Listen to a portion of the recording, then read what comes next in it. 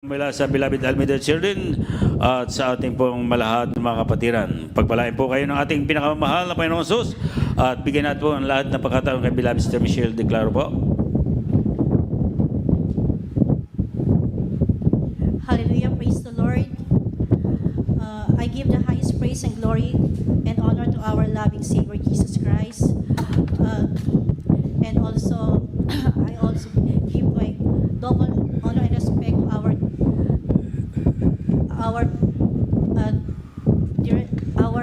parents in the Lord, our beloved parents in the Lord, and all the beloved Almeida children, sa inyo pong lahat. Hallelujah. Nagpapasalamat po ako sa pinakamamahal na Panginoon Jesus sa oras na to, sa pagkakataong ito na muli niya po kami pinagkalooban na makarating, makapagpasalamat sa Kanya sa araw po ng linggo kasama nyo. At ganun din sa pagkakataong ito na muli ako makapagpasalamat. Hallelujah. Salamat sa pinakamamahal na Panginoon Jesus. Gusto ko lang pong i-share po sa inyo yung pagpapalad ng mahal na Panginoon.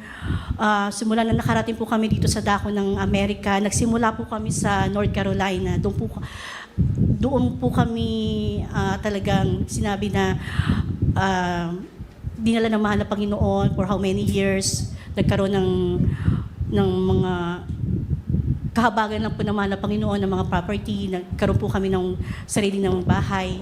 Ganoon din mga sasakyan. For 7 years na nandun kami, akala namin doon na kami for good. Maraming mga plano para sa mga bata, para sa amin.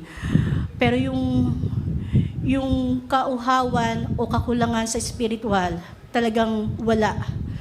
Nandiyan na talagang sariling sikap, puro webcast, puro talagang kahabagan lang na yung pag-aayudo, hindi po nawawala yan, talagang nandiyan po yan. Nandiyan po yung may mga kakilala kami na mga ibang pananampalataya, ibang paniniwala na gusto kaming i-invite sa mga churches nila.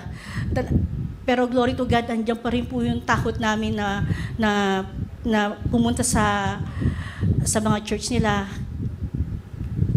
Alam po namin kasi na kasalanan yung pagka-once na ginawa namin yun, na talagang dito na po kami talagang nakakilala ng tunay na paglilingkod sa mahal na Panginoon, yung turo po ng beloved parents in the Lord, hallelujah, mahal na pastora, talagang ayun po yun, hanggang sa talagang yung buhay namin na masasabi mo na maayos naman, talagang nandiyan, walang po problemahin. Talagang pero yung relasyon namin sa pinakamamahal na Panginoon, ayun po kasi nagsasacrifice eh. Yung talaga nag-usap kami ng beloved husband ko na gusto namin muling mapalapit sa mahal na Panginoon, lalo na po yung mga bata, that time lumalaki na po, na nandiyan, iba po yung turo sa eskwelahan, na nakakarinig na ako sa mga anak ko na bakit daw na kailangan kong malaman ng lahat tungkol sa kanila at the early age of 10 years old.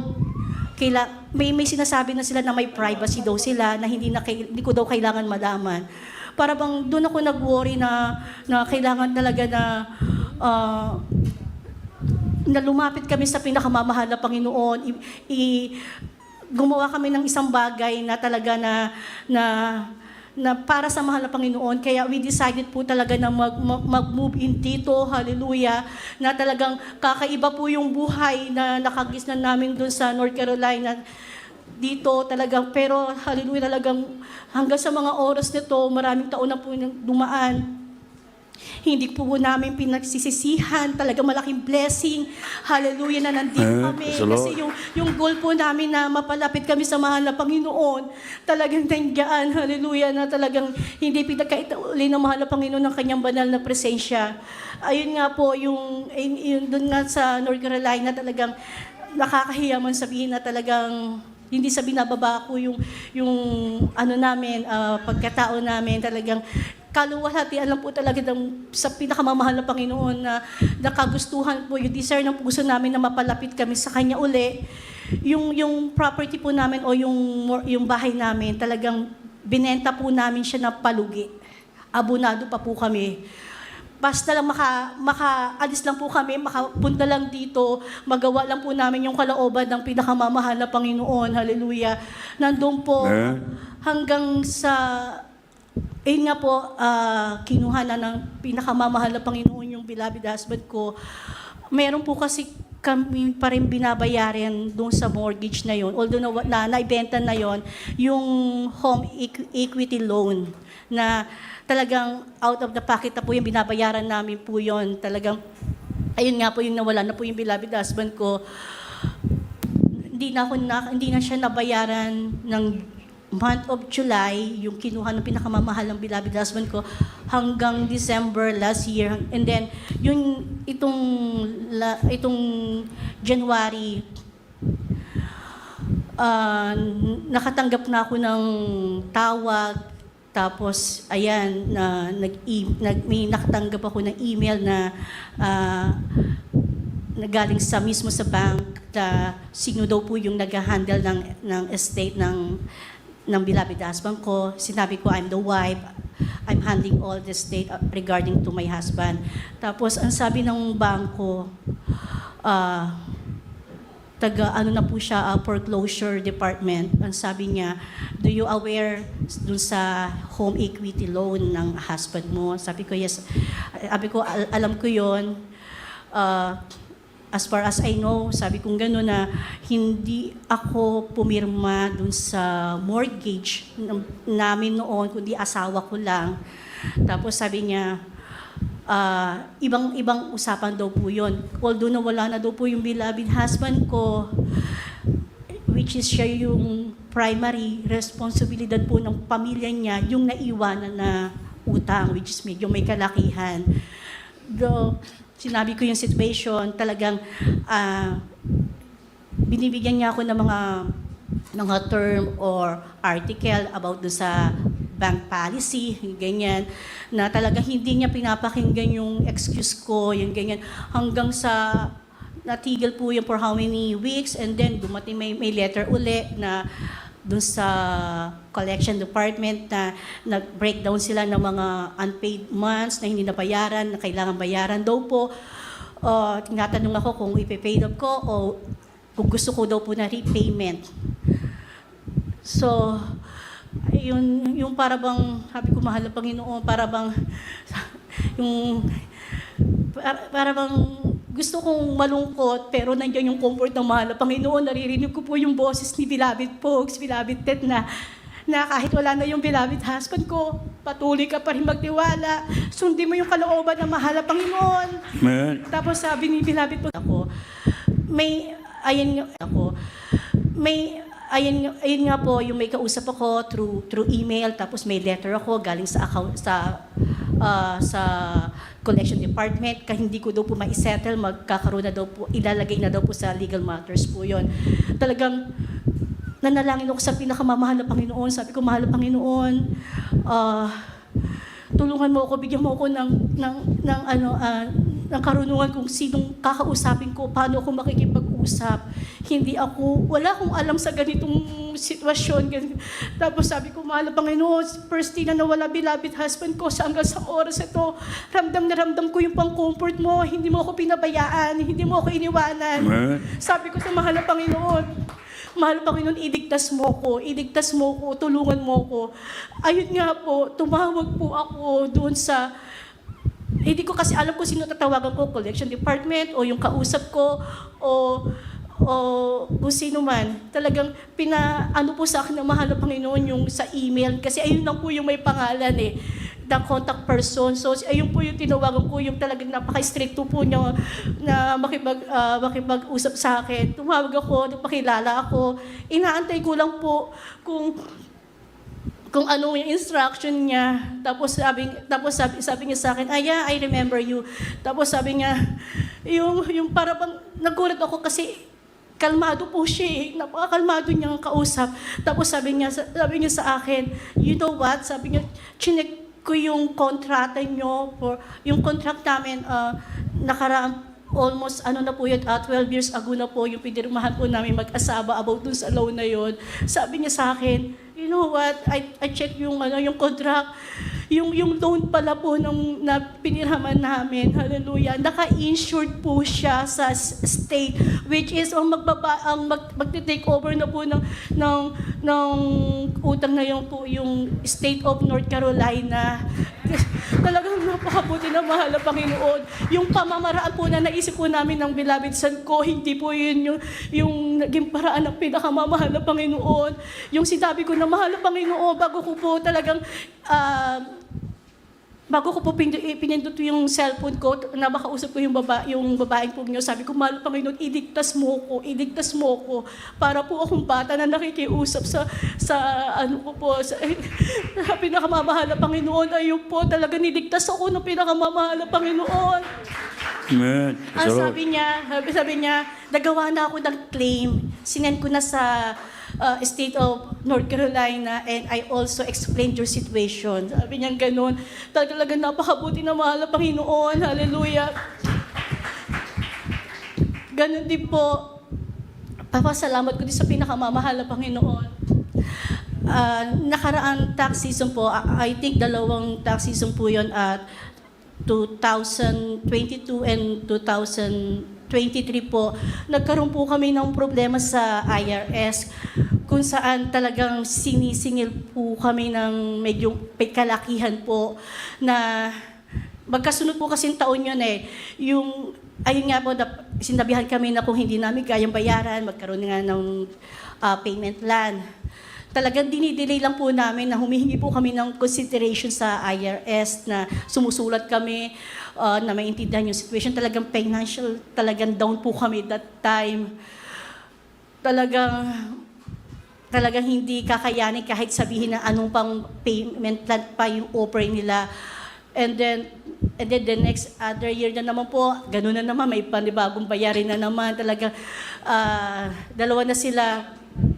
Andun po talaga sa pakikinig po sa mga preaching, andun po yung isa sa mga preaching na sinabi na pagka talagang may kailangan tayo sa pinakamamahal na Panginoon, hindi lang po basta hingi, hindi lang po talaga na dasal, talagang parang liligawan daw po natin yung pinakamamahal na Panginoon.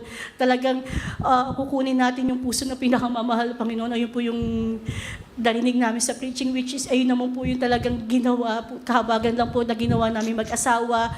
Nandiyan kahit anong pagod po, kahabagan po ng pinakamamahal na Panginoon, kahit pagod po yung beloved husband ko sa trabaho niya, na ayaw niya po magpahinga. Ang sinasabi niya, ako may kailangan sa pinakamamahal na Panginoon, kaya kailangan ko magpakita ng extra, ng pagsasakripisyo. Talagang, nandun po na talagang, emphasize uli yung pagbibigay. Yung pagbibigay napaka-importante. Ayan ang magtatawid sa atin. Hallelujah. Isa sa magsusolve sa mga problema natin.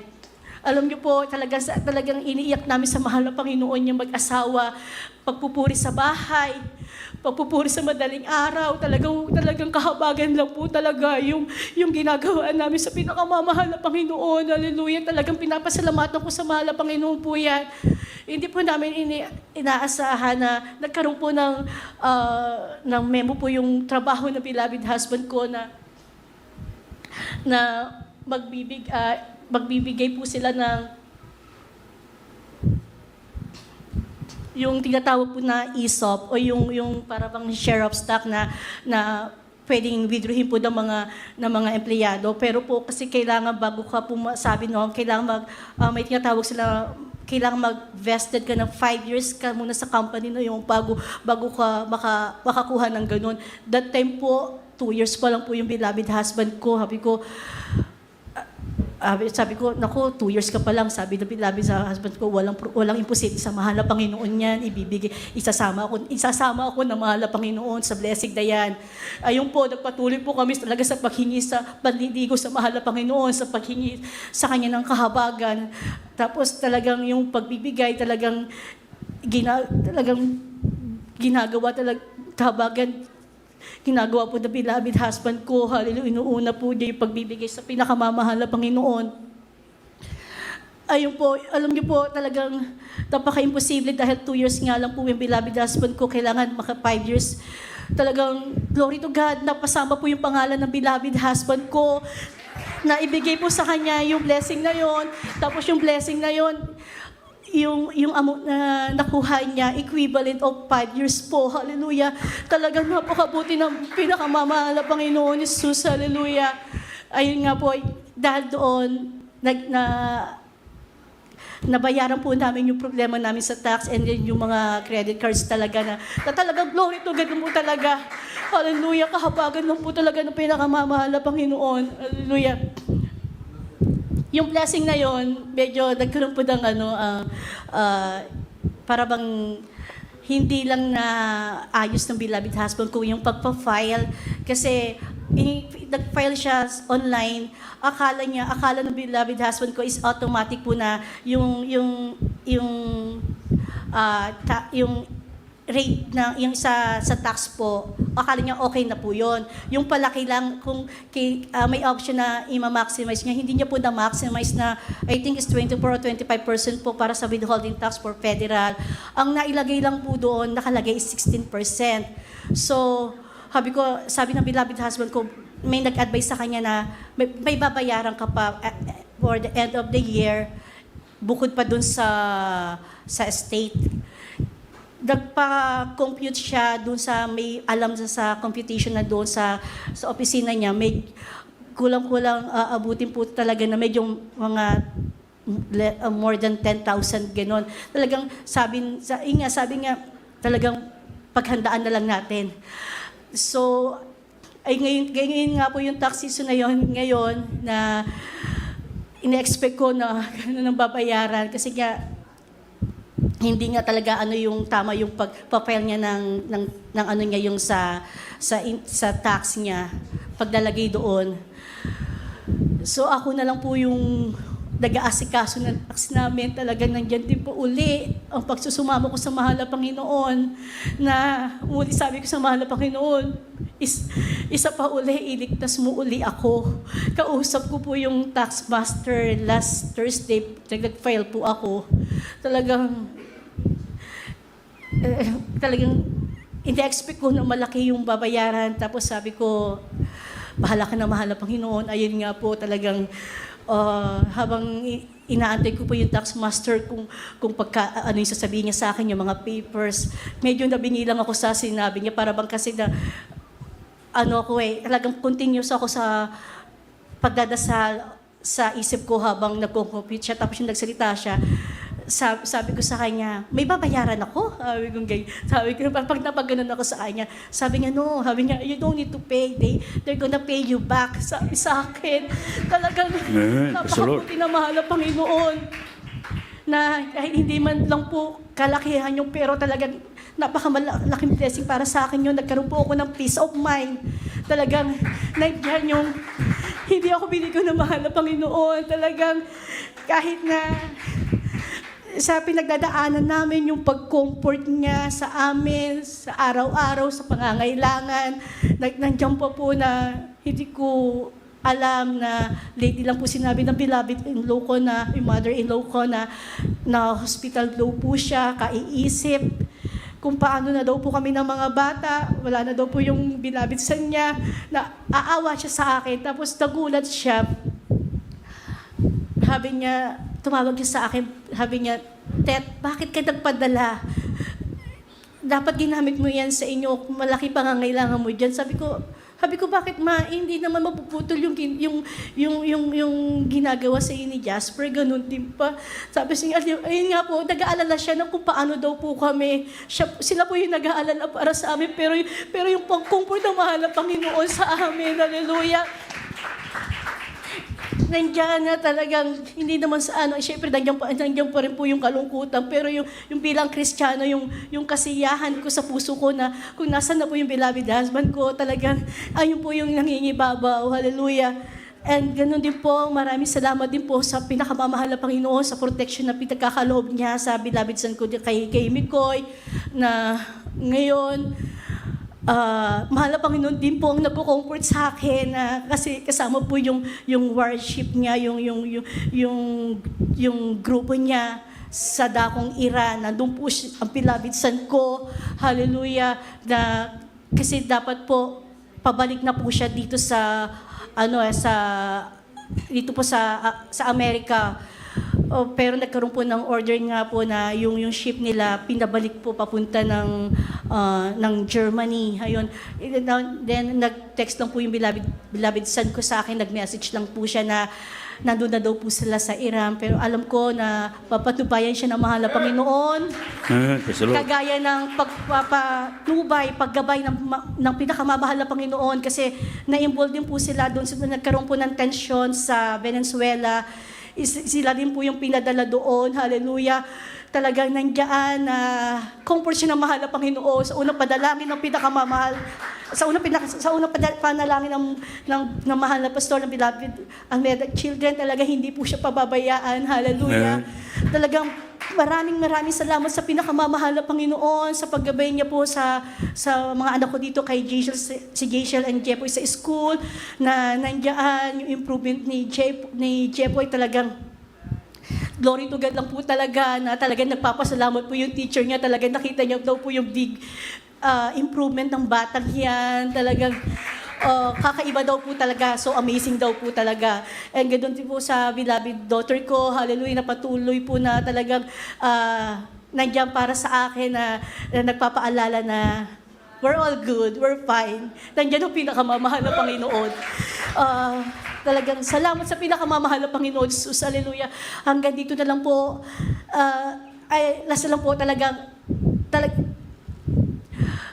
salamat talaga sa pinakamamahal na Panginoon. Yung pagbibigay po talaga.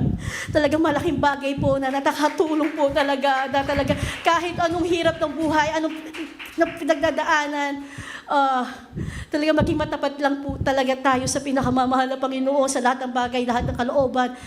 Dahil ang pagbibigay, isa sa mga kalooban ng pinakamamahal na Panginoon na pinapagawa po sa atin.